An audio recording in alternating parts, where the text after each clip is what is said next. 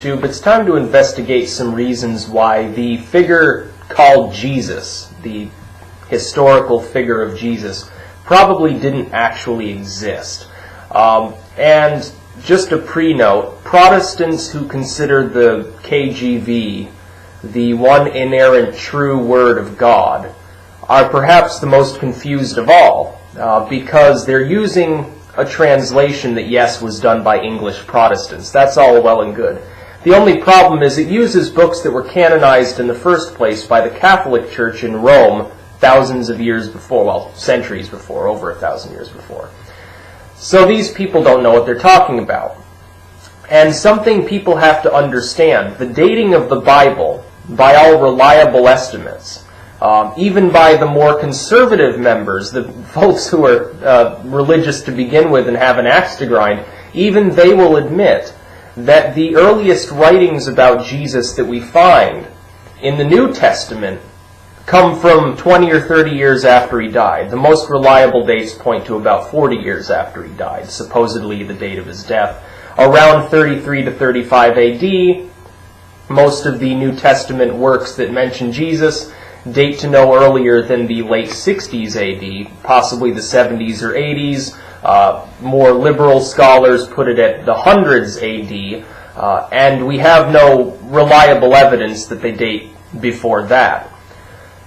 Accounts from outside of the Bible are meaningless too, because number one, a lot of the New Testament works and extra-biblical works, they're based on second-hand accounts. They're not based on people who actually met this Jesus fellow, because anyone who was old enough to remember Jesus at the time probably was dead by the time these writings were made. They were made by not witnesses, but by individuals who say, oh, well, yeah, this friend of mine who used to be alive told me, my dad told me, my mom told me, my grandfather told me. This is what I heard from Ibn al-Shavir, the local shaman. These aren't reliable accounts. What we see with any oral history are things breaking down over time. The Bible itself, in the actual structure of the Bible, is not reliable, and I'll tell you why. What Christians call the Bible today, the actual book, the Holy Bible, is not one book. It's a collection of books. It's a collection of texts, stories, fables, mythology, whatever you want to refer to it as. These individual works within the Bible they're standalone pieces of literature. That's why the pieces of the Bible in some cases don't form a cohesive text. They jump all over the place date-wise. They're not in any chronological order, certainly. They're roughly guided in order of events, but that's the Catholic Church's opinion. Actually, the dating of the Bible from reliable accounts points out that, and certainly with the Old Testament, the dates jump all over the place.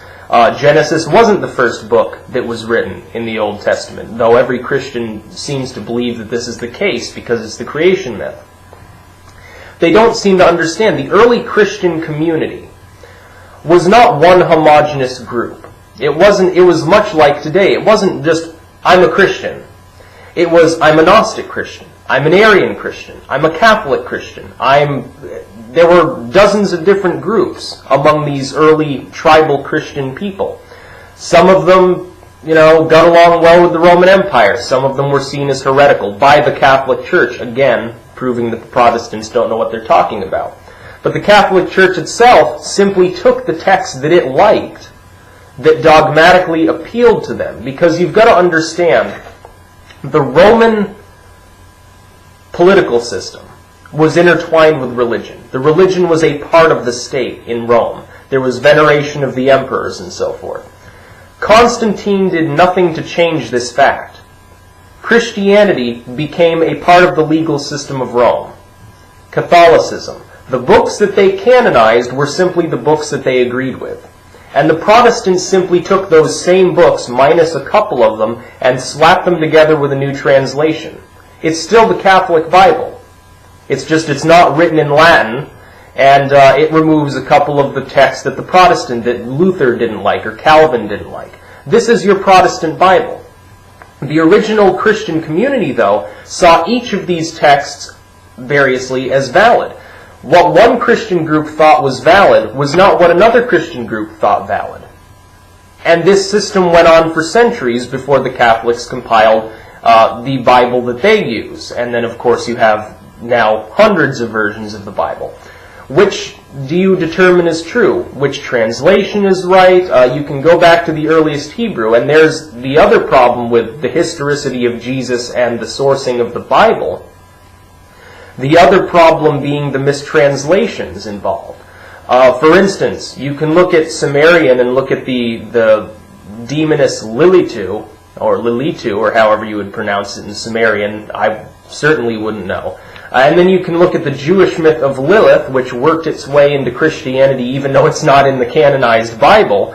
Or you can look at the idea of Lucifer, which, by the way, isn't there either, and is actually a Latin word, the same as the Greek phosphoros, which merely means light bearer. In the original Hebrew, this word means literally something which bears light. It refers variously to Jesus Christ. Yes, Jesus is referred to by the title of Lucifer, and to a dead Babylonian king. But it doesn't refer to Satan in the Bible, yet Christians call Satan Lucifer. They also call him the devil, which is a medieval invention based on Pan from Greek mythology. You have the word hell. You have all of these different words. They don't understand what they mean because the translations that they've been using are not accurate. The figure of Jesus in the Bible is not evidenced by the Bible itself because you haven't determined that the Bible is actually a valid source of any godly divine wisdom. You can take it on faith, and this is what Christians will argue. I have faith that the Bible is true. God has told me the Bible is true. That doesn't explain why there are so many different versions of it. That doesn't explain why you're not a Catholic when the Catholics basically compiled the Bible you use anyway. It certainly doesn't explain why so many texts were left out of the Bible. You can look at all sorts of Bel and the Dragon, the Gospel of the Book of Enoch, Infancy Gospel of Thomas.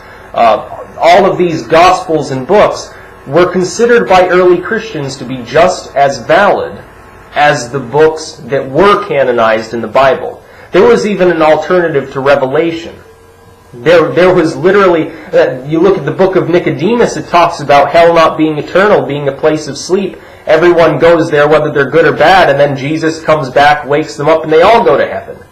Just think of how much different the Christian faith would be if that was a book that had been canonized. But the Romans didn't like this idea, because to run a proper state, you can't say there's no eternal punishment for someone who infracts against the law. Infractions of law, they have to result in eternal punishment. Otherwise, people will act up. The state will fall apart. This is Rome. The Christian religion is, in essence, the modern establishment of the Roman Empire. The Protestants have it partially right, and I'll give them credit for this. The doomsday, post-tribulation sort of Protestants, the ones that believe that we're in the end times now and Jesus is literally coming back any moment now, like he's going to literally come out of the sky in the next few years. They believe this. These individuals have it partially right. The Catholics are an extension of Rome and thus corrupt. And the Catholic Bible is corrupt. What they don't understand is that their own Bible is based on the Catholic Bible. Their own form of worship is based on Lutheran and Calvinist rhetoric, which is based on Catholicism. They even retained the Mass in its Catholic form for quite some time. They don't understand the way these things work. They're using a slew of different words, rituals, prayers, and beliefs from all sorts of pagan religions. If you read the Bible, and you read it in the original language or the translated language, you'll find similarities that are more than coincidental with paganism, with Sumerian lore, with Zoroastrian lore, with Greek Hellenism, with the Roman religion especially. And here's the kicker. Anyone who has done more than a cursory study of the Romans, whether Christian or pagan Romans, it doesn't matter. Just study Rome, you'll see what I mean. The Romans had a habit, and the Greeks before them, because the Romans based much of their empire on the Greek. The habit was this. When they encountered new pagan tribes, rather than trying to convert those pagans to their own religion, they would simply take the gods of the pagans, enshrine them in their own pantheon, and start worshipping them themselves. They had a cult of Mithra, they had a cult of Horus, cults of Seth, they had all sorts of cults. And cult back then didn't mean anything bad. It was just a sort of like the word sect today. It was just a group that worshipped a particular god over the others. They would worship these figures. The Romans used to parade Horus through the streets on a manger on December 25th. They had Floralia, which is now Beltane, with the Wiccan tradition.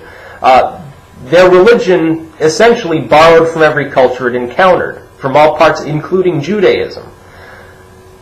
And you see this in their philosophical schools. You see Plato arguing that Zeus and Jehovah are the same thing, essentially. That Zeus and Jehovah are the representative of a creator head male god. The Romans continued this tradition, and Christians don't see this, and it's mystifying to me.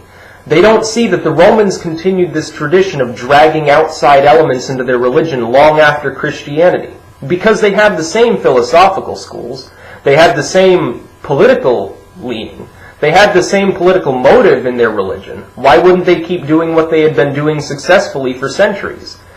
Mithra became Jesus. Horus got thrown into the mix. Hell was taken from Tartarus and Sheol and Gehenna and all of these other groups.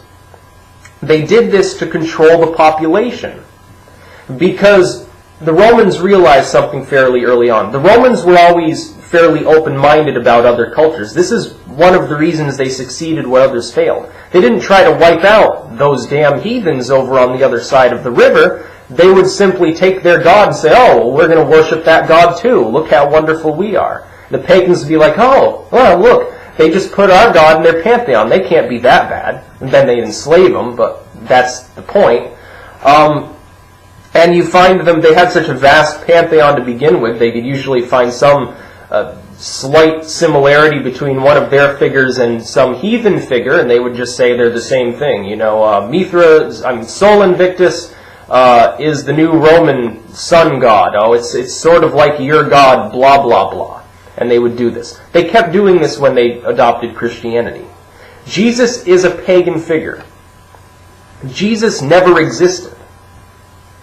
And there is increasing historical evidence that there was no Jesus. There's increasing historical evidence that the figure of Jesus that you see was essentially invented by the Romans. There may have been an actual person in the region at the time who did some of the things Jesus did. There were certainly plenty of heretics and cult leaders in there for them to crucify.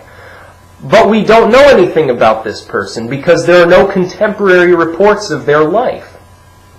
There are no contemporary pieces of writing from Jesus' lifetime. And people try to tell me this, Christians try to tell me this, there's more evidence for Jesus than there is for insert name of famous person here, Julius Caesar, Napoleon, whatever. And I try to point out something and they never seem to understand it. With Caesar and Napoleon or whatever, we have busts and inscriptions and historical landmarks and texts from their lifetime. Yes, we have plenty of writings about Jesus. The problem is we don't have any writings about Jesus from his own lifetime. That in itself isn't a problem. It would be no problem if they started appearing 5, 10, 15 years later. But no, we have to wait 30 years, which back then was most of a person's lifespan, before we even get a mention of Jesus. And this comes from texts which are disputed as to their dates. The Gospels, the date is disputed. It could be as late as 50 or 60 or 70 years later. That would be well beyond the lifetime of anyone old enough to have remembered Jesus, unless they were talking to the one old Alzheimer's-ridden hermit in the town who was half drunk when he saw Jesus in the first place. This is a problem. This isn't historical evidence. These are second-hand sources. So my theory is that the Romans, in their infinite tradition of stealing pagan gods, simply created Jesus out of a person who probably did exist, may have been named Ben Joshua or whatever, or Hillel or whatever, some Jewish scribe, and they simply started taking aspects of pagan gods and lumping it in there and molding it to be some state-friendly character that the Jews could worship instead of Judaism, because they had continual problems with the Jews rebelling. Look at Masada. But the Christians were great. They were separatists. They had no problem going out in the desert and living on their own. And that's why Jesus exists in the modern age. Yet we have no contemporary evidence of Jesus whatsoever.